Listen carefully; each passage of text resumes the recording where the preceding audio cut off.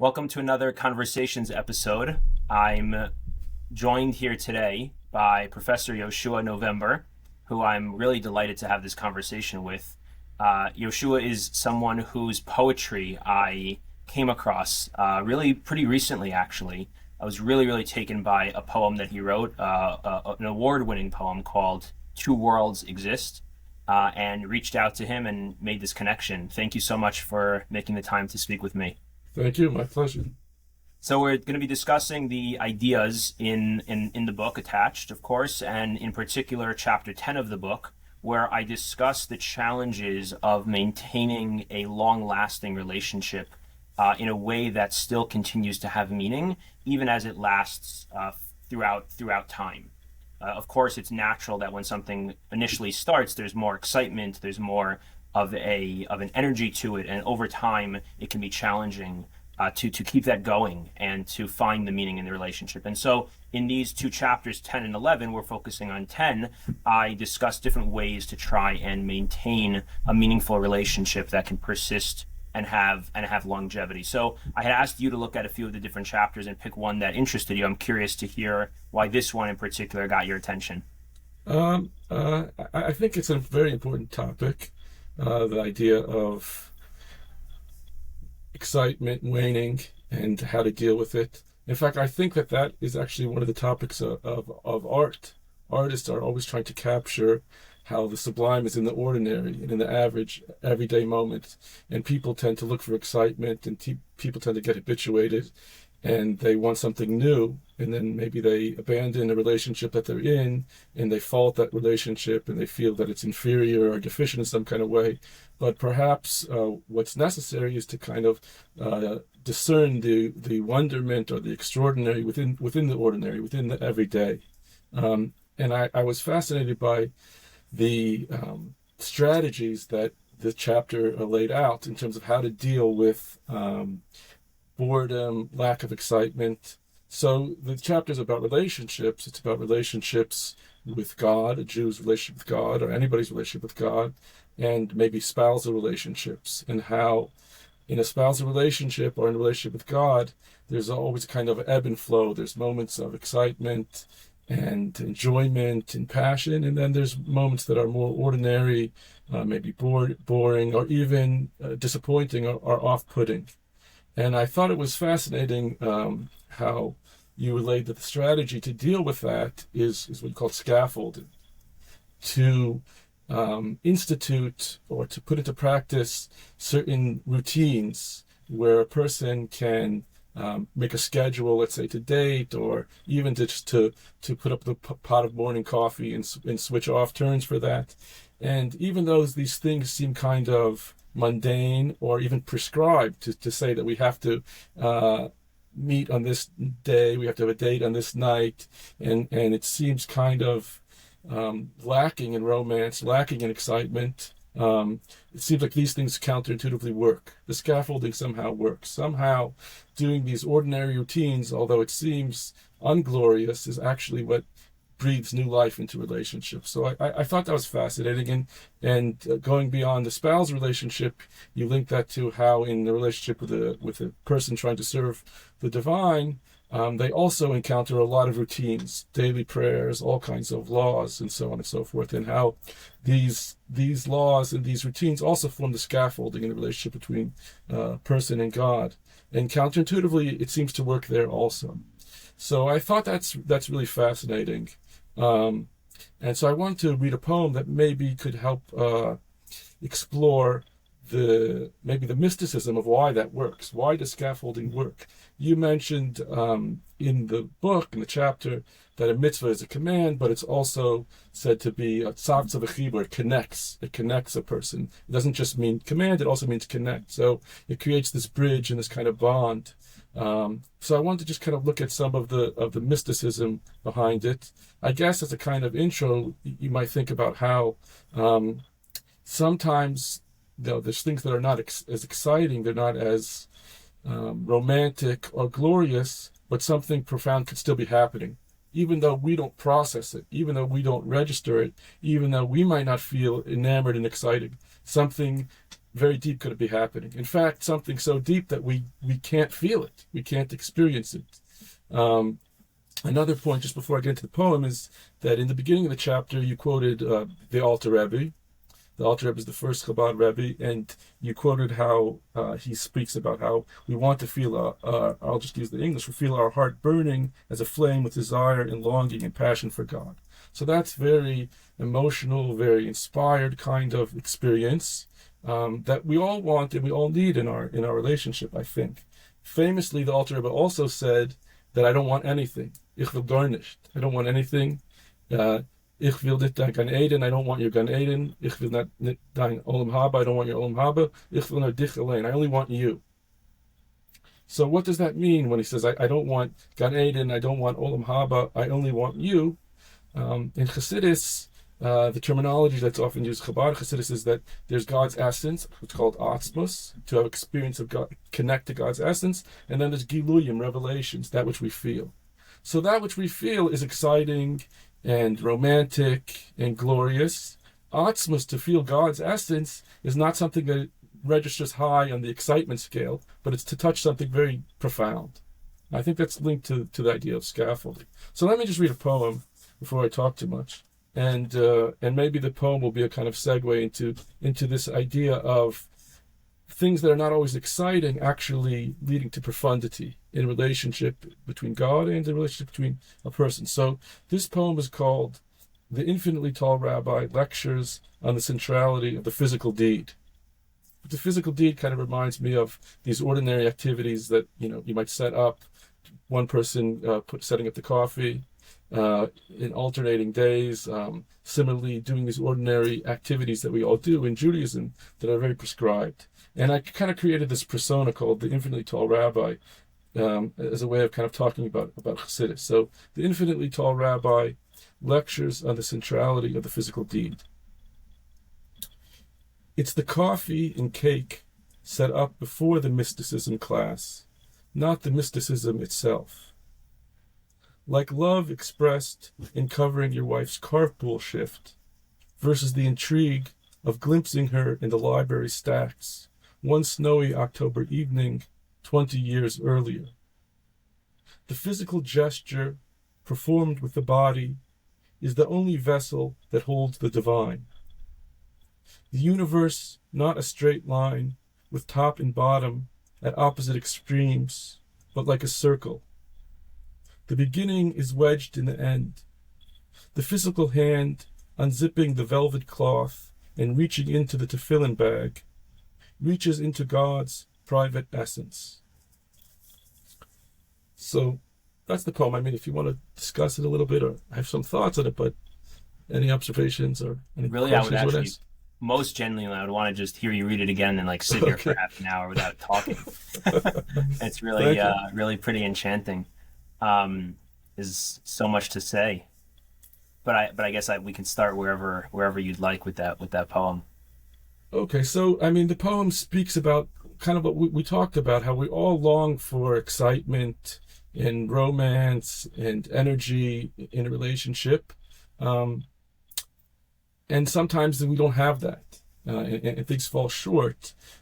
Maybe a good question to ask in those moments is not like, what am I getting out of the relationship, but what am I giving to the relationship? Mm-hmm. Or how can I relate to this person in their deepest capacity, as opposed to me experiencing gratification from what they give me? How can I kind of connect to them? So in the poem, I talk about, a young man perhaps seeing his prospective wife in the library and thinking she's, beautiful woman, and that's exciting for him. But that's not really a connection to her in the most profound way. It's kind of superficial. The real connection comes in this 20 years later, in this ordinary moment when he covers her carpool shift. Mm-hmm. That's kind of like a relationship to her as she is on her terms versus, the excitement that he wants. Now, again, you can't have a relationship with no excitement, obviously. Mm-hmm. It will be a dry run and you can't sustain it. But I think that counterintuitively, you find that when you're humble in a relationship and you try to think about what can I give this person in the relationship, that ultimately comes back to you. Not that you should be looking for that, but it does come back to you. And your spouse feels your contributions and your humility. And then usually if it's a good person, he or she will reciprocate. And that's probably why the two parties got married to begin with. I think it's also interesting because it's not like when a relationship goes sour or becomes stale, it's not like you're trying to reintroduce two people that don't know each other. These two people got married. They have an interest in each other. So they just need these activities to kind of bring out and refortify this connection that's already there.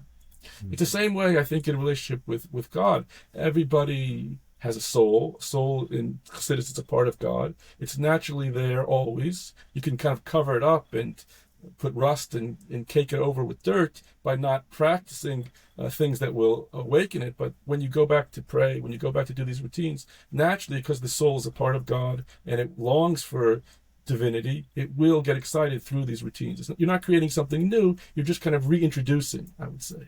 So that's why maybe scaffolding seems unromantic and boring, but it's probably just a method to unpack what's already there, to reintroduce what's already there. Maybe. So I could think we could kind of think about this in a few different ways.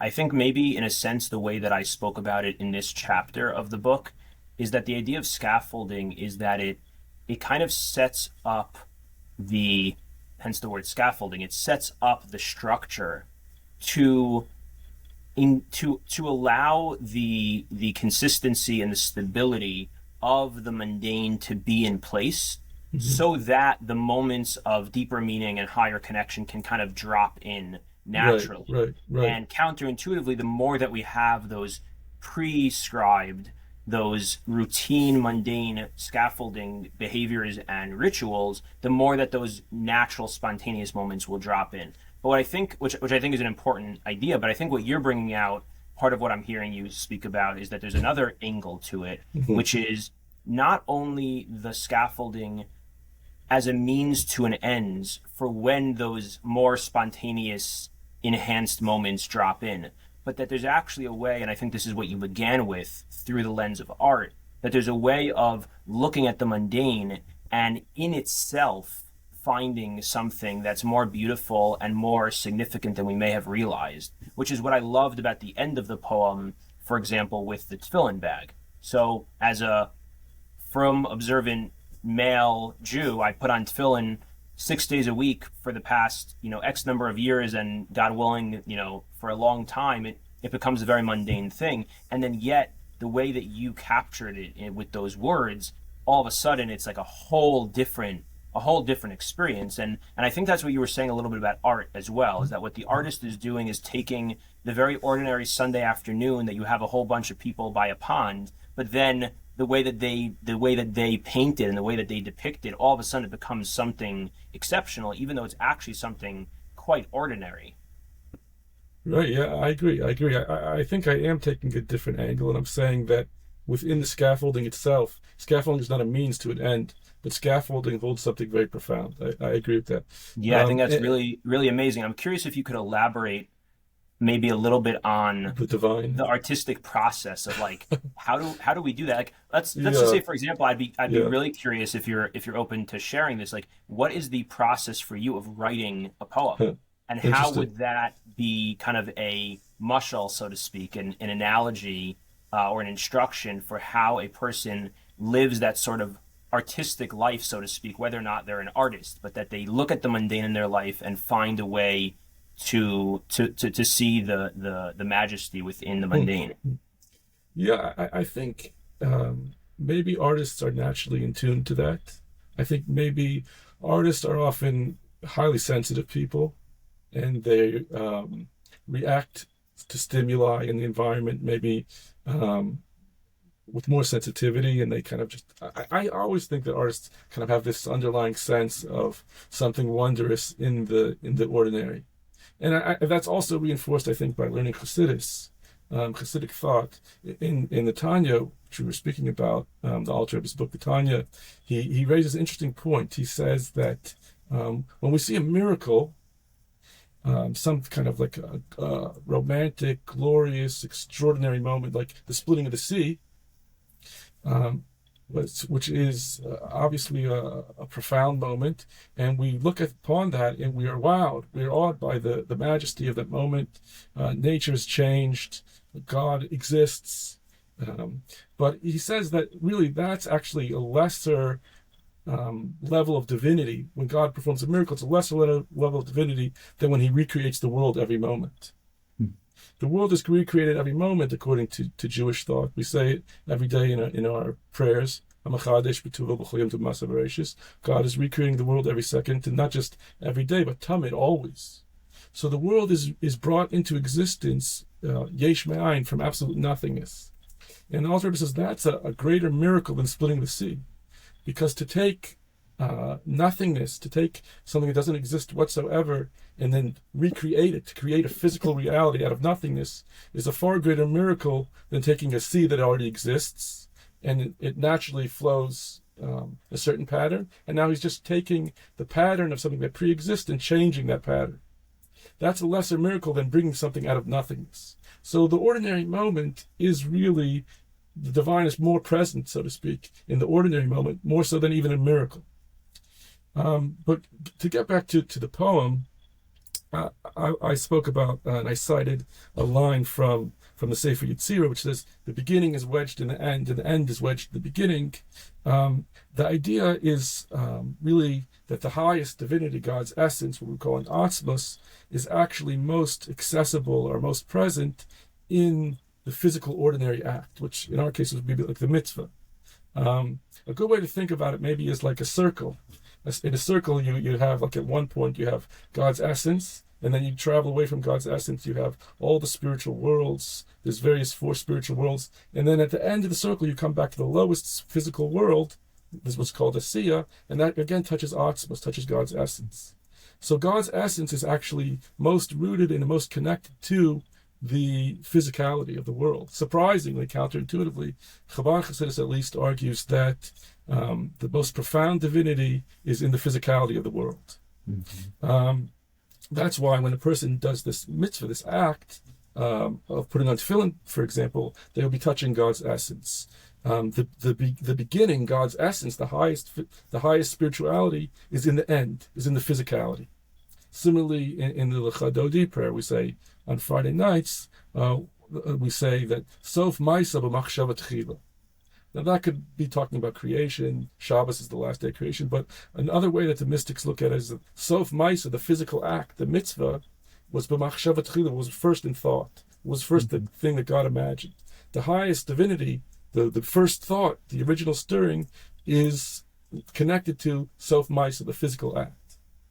So that's the way that it is in the divine realm, in the relationship with God and us. Now, of course, we might say, I don't feel anything sometimes when I put on tefillin.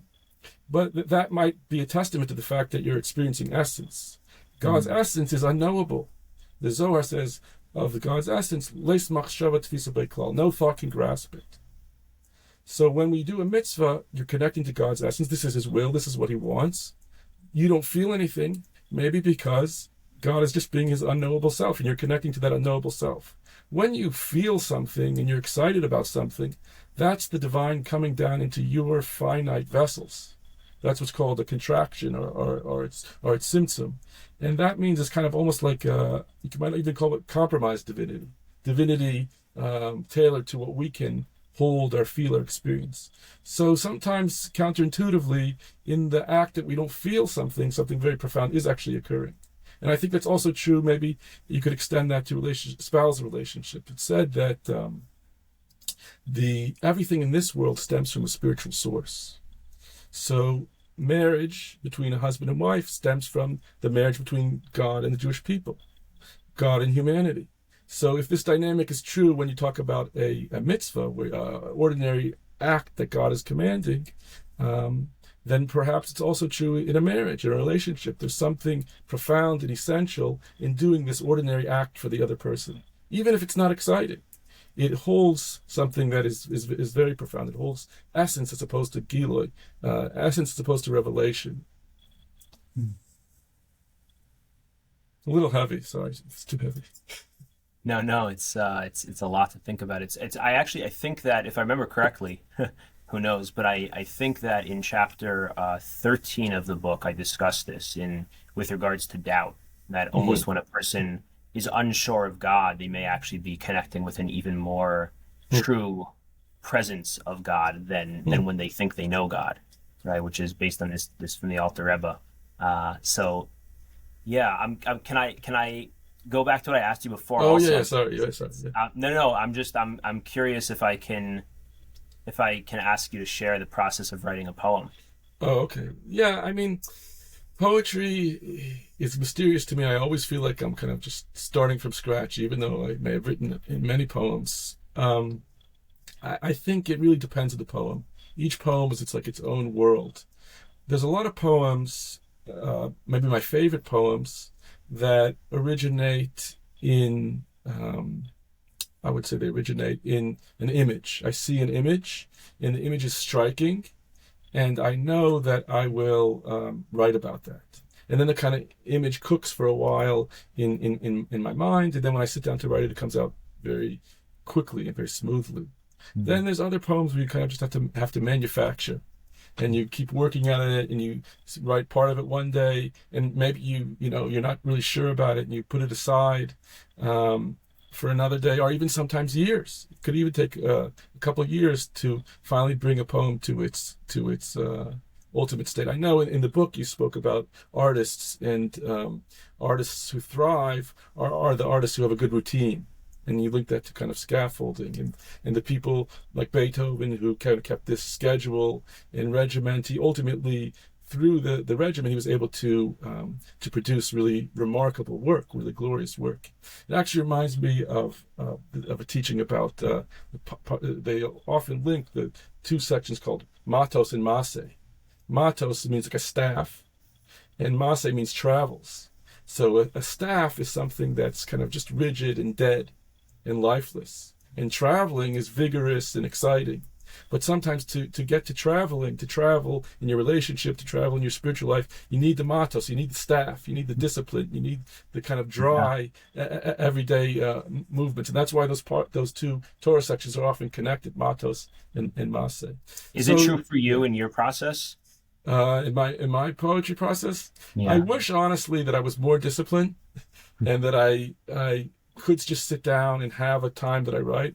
Life just takes you in so many directions, and pulls you in so many places, so many responsibilities, that it's hard for me to be disciplined in that kind of way. I do know that when I do just sit down to write, and I try to have that discipline, usually something positive happens. And I do wish that I was a better poet. I wish I was a more observant poet, a more religious poet. That I think I would produce more work, and yeah, I would. You definitely see that the end result of a poem that's strong, that's good, often is very different than when it started. In other Mm. words, when you started working at it, you had to go through all kinds of revisions and stages, certain poems at least, certain revisions, and you have to ask people because you don't have the objectivity to assess its quality. And you ask friends, where do I need to add an image? Where's the weak moment in this poem? So there's definitely a lot of input you need to get from others. Maybe also in a relationship, it's good. The problem is that it's hard to write a good poem. Despite the appearances, it's hard to write a good poem. And when you sit down to write a poem, you so badly want to write a good poem. So that when you're writing it, you lose your objectivity, and you think that what you're writing is good. And it may be good and it may not be good. Maybe it's, similarly in relationship, we get very stuck in our emotions and our ways of thinking of things. It's good to have a friend to talk to, or a mentor, so that we don't get lost in our own thinking. Just like in a poem, you might think this is a great poem, but you're kind of just stuck in your own world and in your own head. Um, Do you in ever in find yourself hesitant to? I know that I have a struggle with this sometimes with writing or anything that I'm, kind of trying to produce. Do you ever have a struggle to show it to someone else in the fear of that kind of objectivity coming back in a way that, is not really what you want to hear. Yeah. Especially it's kind of demoralizing when you feel like you wrote something good and then you give it to somebody. But the truth is, you don't think that way because you're so self-assured when you think it's good that you think that your friend's going to think it's good too. So that's why you really get shell-shocked and blindsided when they tell you it's not really that good.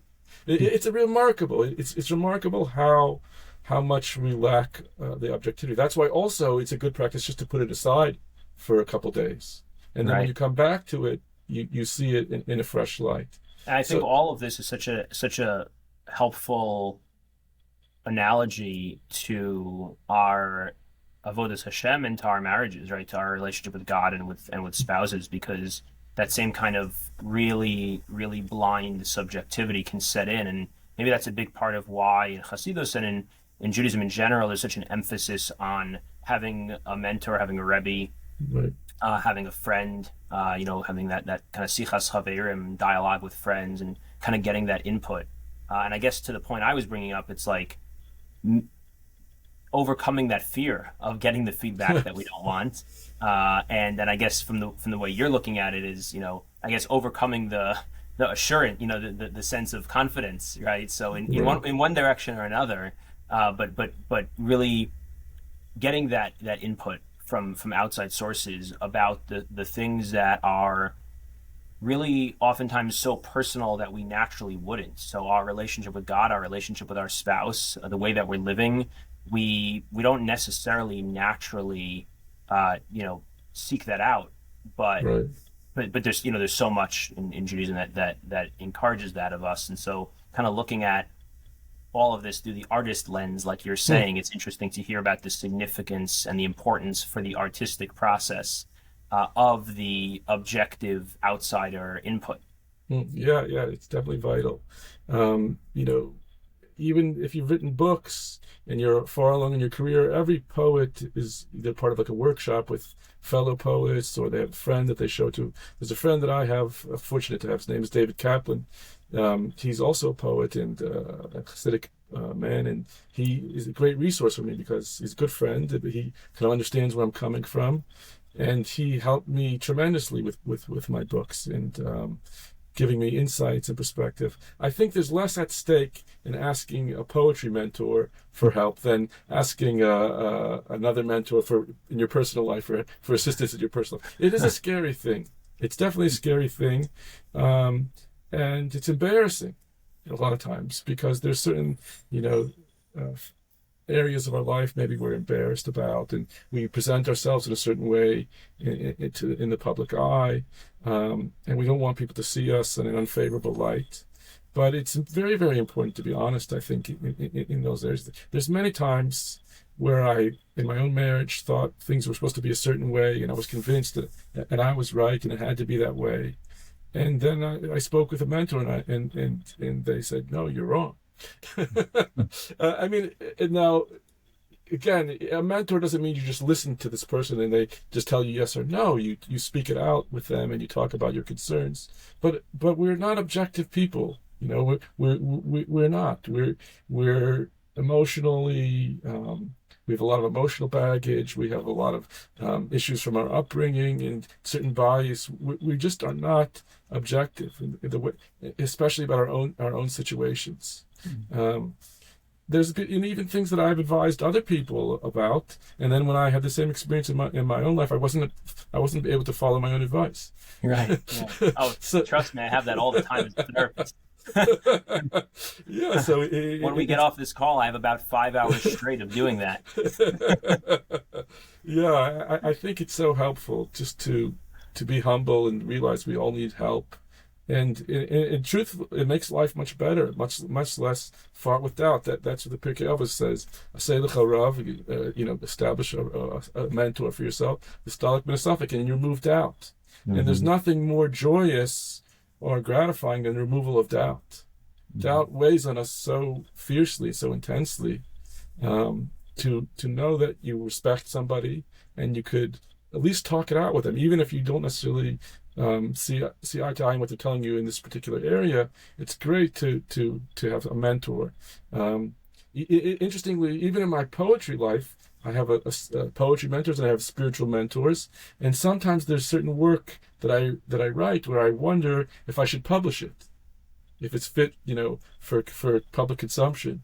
And sometimes I myself am a stronger censor than my spiritual mentor. My spiritual mentor might say, well, you're being too prudish, or you're being too strict, and really this is work that you should publish. Maybe it will help somebody. So even in that area, a spiritual mentor could even help in your poetry life. Yeah, yeah. And before we started the recording of this, we were talking just briefly for a moment about the Mittler Rebbe and the son of the Alter Rebbe, the second Rebbe of Chabad. And one of the things that he emphasized a tremendous amount, to my understanding, in addition to the general Hasidic emphasis on connection to a spiritual mentor, to a tzaddik, to a Rebbe, the Mittler Rebbe emphasized the peer-to-peer relationships of that. His dream, I think the way they describe it, is that his ultimate dream was that two Jews would meet in the street and they would have conversations about their avodas Hashem and about Hasidus, and they'd be talking about, here's what I'm working on and here's how this is going, and they would have that kind of dialogue and that openness with each other. Right. I think he said that when two Hasidim encounter each other, they should be one should be talking about Atik and one should be talking about Arak, which are two very deep levels in this divine strata called Keser, which is God's delight and God's will, and they should be talking about that when they meet each other. But certainly, Lubavitcher Rabbi, in addition to studying his teachings, he asked everybody a very heartfelt and strong request. Everybody should have their own individual mentor that they call and speak to every so often, and just catch up and ask questions. I've asked my mentor many questions about marriage, about child rearing, about careers, and it's really been so helpful. Yeah. As you quoted Pirkei Avos before, it's similarly it says, and you mentioned before the embarrassment of sometimes getting that feedback or sharing that personal stuff, and in Pirkei Avos it also says Ein Baishan Lamed, right, that the person who allows that embarrassment to impinge on the choices they make won't be able to learn, won't be able to grow and explore that. I'm curious just to loop back to something you said earlier about the different ways that poems evolve for you. So sometimes they start with this image, you said, and then it kind of flows from there. When the poems kind of travel on that course, on that path, is there still a lot of editing that happens afterwards, or do those are more kind of come out in just like a spontaneous inspiration? There's not as much. I could read one. Should I read one of the poems that came out? Sure. Yeah, that'd be great. Okay. So this is the first poem you read. Where can people find that? It's in a manuscript I'm working on. Oh, okay. But this poem was in my first book. It's called God's Optimism, and it's called Baal Teshuvah's at the Mikveh. So a men's mikveh. Baal Teshuvah is obviously of somebody who didn't grow up in a kind of religious framework, and they adopted that later, or maybe they did grow up that way, they left, and then they came back. And the mikveh is the ritual bath. And in Hasidic communities, men immerse in the ritual bath before prayer. So this is kind of a scene in the yeshiva where you have these men who immersed in Jewish life later on, and they have tattoos from their past, and tattoos, of course, are forbidden in Jewish law. So it's called Baal Teshuvah's at the Mikveh. Sometimes you see them in the dressing area of the ritual bath, young bearded men unbuttoning their white shirts, slipping out of their black trousers, until, standing entirely naked, they are betrayed by the tattoos of their past life. A ring of fire climbing up a leg, an eagle whose feathery wingspan spreads the width of the chest, or worse, the scripted name of a woman other than one's wife. Then, holding only a towel, they begin once more the walk past the others in the dressing room. The rabbi they will soon sit before in Talmud class, men with the last names of the first Hasidic families, almost everyone devout since birth. And with each step they curse the poverty that keeps the dark ink etched in their skin, until finally they descend the stairs of the purifying water, and beneath the translucent liquid appear once again like the next man, who, in all his days, has probably never made a sacrifice as endearing to God.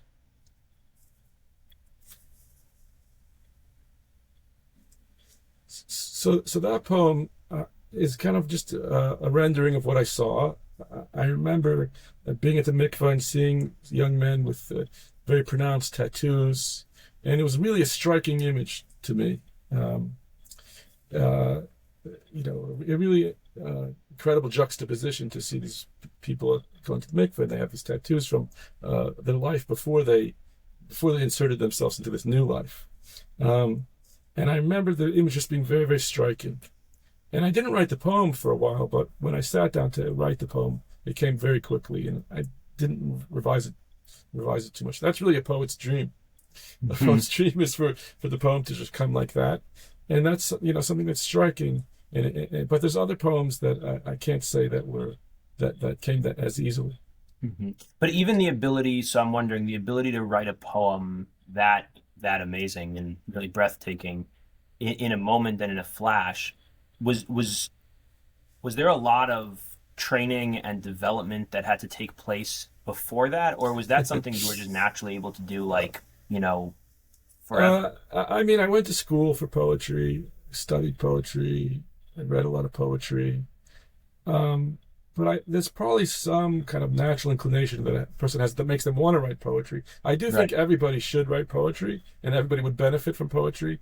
A lot of people think that they don't like poetry because they've only seen poetry that's presented like it's like a riddle that they have to decode. But a lot of contemporary poetry is very accessible, and the meaning that's offered is the meaning on the page, and you don't have to decode it.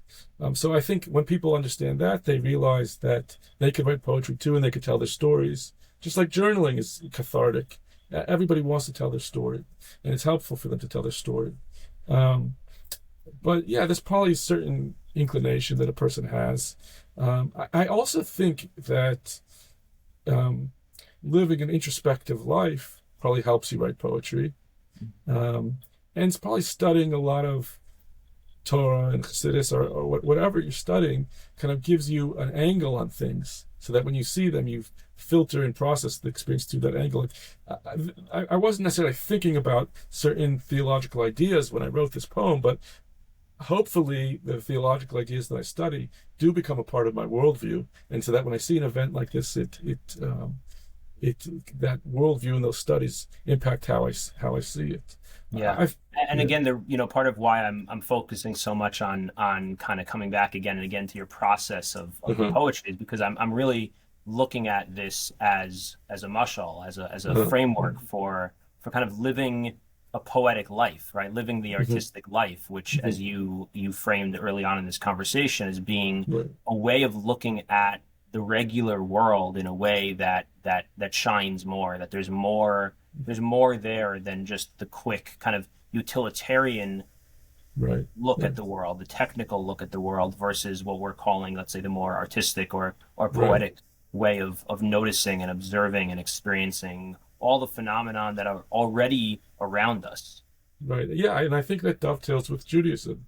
Judaism is telling us to pay attention to the wondrousness of the world, pay attention to divine providence, pay attention to every small moment. It's all divinely orchestrated. There's no moment that's superfluous. I think maybe you could even take it a step deeper. In the Midrash, tells us that God created the whole world because he wants a home in the lowest realm. That's a famous idea in the Midrash, and Chabad Hasidus seized upon that idea and took it as its thesis, that the whole purpose of existence is God wants a home in this lowest realm. And that's why, maybe touches on what we spoke about earlier, that's why Judaism is so physically oriented. It's not a religion of celibacy. It's not a religion of asceticism. Our daily rituals are so steeped in physicality. But beyond that idea, so when you do a command like God instructs with the physical world, there's an idea in mysticism that the divine light is drawn down into that physical item and it becomes holy, and that's God dwelling in this lowest realm, God dwelling in the physical world. And in the Messianic era, once we've done all this work of purifying and refining the physicality through connecting it to these divine acts, then we'll see the divine openly manifest in the physicality. But another way to understand this idea that God wants a home in the lowest realm, and this I think relates to certainly to therapy and psychology, is that everybody in their own life has high moments and they have relative low moments. They have moments where they feel like they're failing and they're disappointed in themselves, and then they have moments where they're thriving and they're successful. And the way that we traditionally look at it is that we say the moments that I'm successful is good. The moments where I'm struggling or failing is problematic, and maybe I'm a disappointment to my friends and maybe even to God. I'm a disappointment to God because I'm not thriving in this area. I have this neuroses, I have this failing, I have this obsession. And we look at ourselves and want to say, God's not happy with me in that area. If I only didn't have that problem, I would be much better servant of God. But in this theology of the lowest realm, the idea is really that in that issue that you're having is really precisely where God wants to live.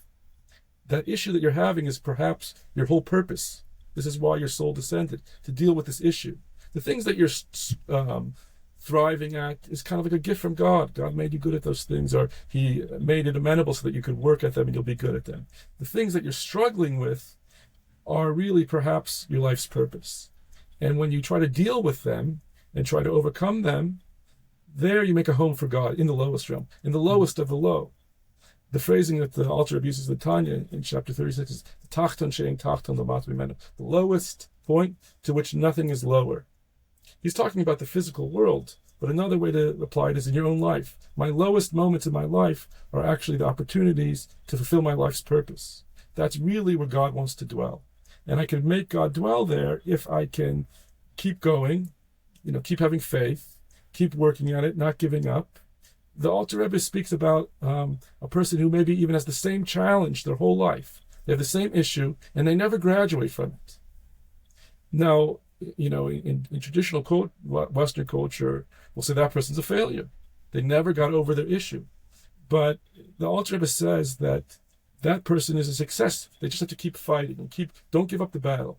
Keep working at it. And maybe that's why he was created. That's his whole purpose. So I think that's that idea informs a lot of my poetry, where sometimes I speak about struggles that I'm experiencing in my poetry, sometimes even very personal family areas. It's one of the aspects or themes of your poetry that I've really appreciated most. Is really just the vulnerability. There's so much personal revelation and expression that you share so generously, really, in what you write. Yeah, that was a question. Should I be sharing some of those things? My feeling, and maybe I'm wrong, it was just my instinct that this speaks to this idea that sharing those things speak to the idea that in the struggle is actually perhaps the whole purpose. And if you can come through it, then you've made a home for God in that lowest space. So that kind of inspired me to write this work, to do these things. Sometimes I even express doubt in the divine. And some people would say, how could you write about that? Why would you write that? Is that inappropriate? But I think that you have to also look at the person writing as a kind of commentary in the poetry too. If I'm going on, if I'm still living this lifestyle, then obviously it's a kind of commentary on how you should read the poem as well. And maybe that also speaks to what we started the conversation with. Like, there's going to be low moments in a relationship, but that doesn't mean it's a bad relationship. That's the moment that you can really actually encounter your spouse in a very deep and profound way. When everything is working out and everything is going well, you're probably just seeing yourself reflected in your spouse, or your spouse is validating and reiterating and mirroring all the things that you like. When there's a moment of conflict, that's a moment that you could actually have a connection with your spouse, as opposed to with yourself through your spouse, so to speak. There's no revelation. That's a really profound way of looking at it. Wow. Right, yeah, and that's the idea of an essence. You say, I don't want Gan Eden, I don't want Olam Haba, I don't want revelation, I don't want to feel good necessarily, I want to connect to you. Yeah. And again, the counterintuitive point is we shouldn't be looking for that, but it always does come back to us. And when we live that way, we ultimately get the most profound joy, because we're humble. And when we're humble, I think we make ourselves a vessel for all kinds of blessings and connections to people. Yeah.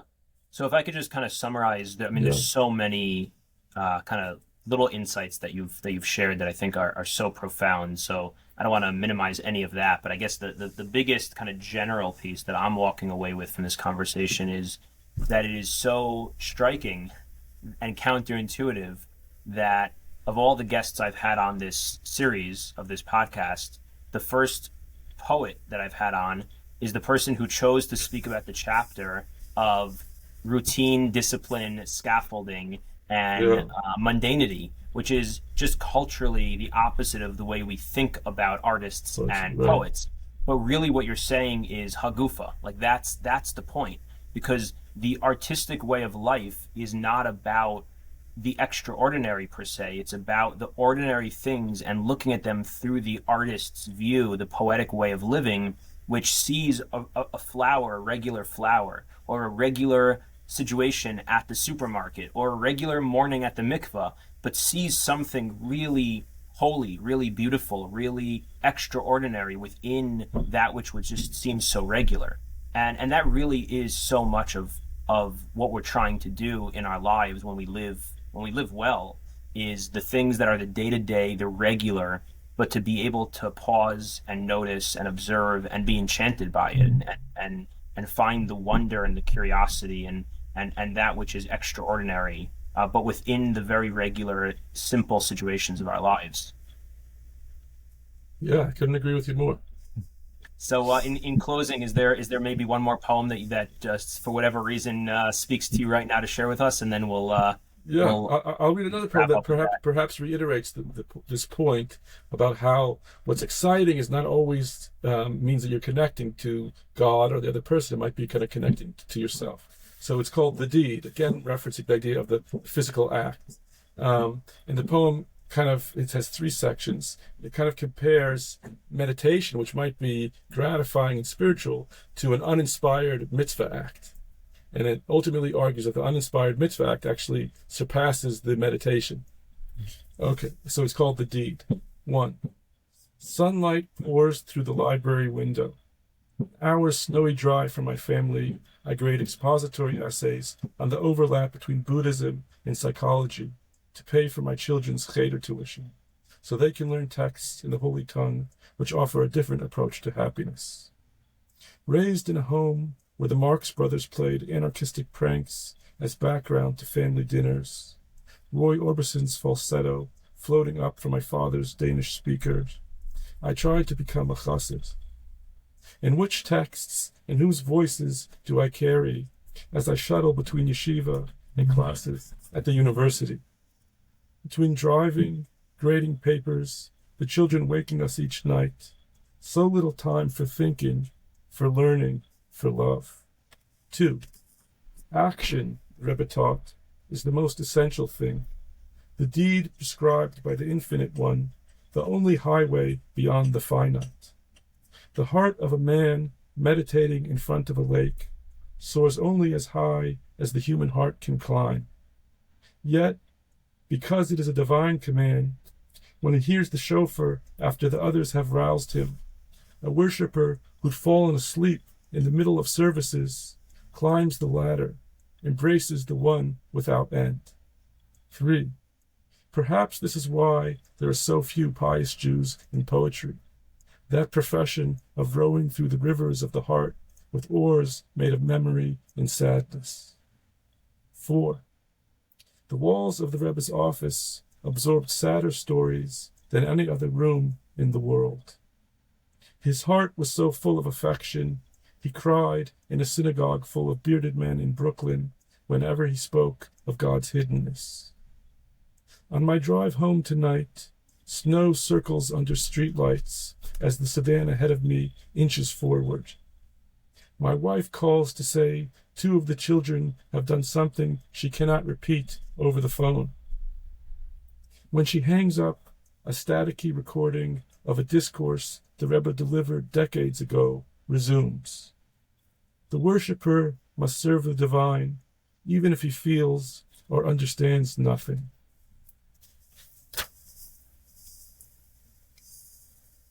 No further comments. Thanks so much for having me. It's a great Thank pleasure. you so much. Really, really a pleasure. Really amazing. Appreciate it so much. Sure.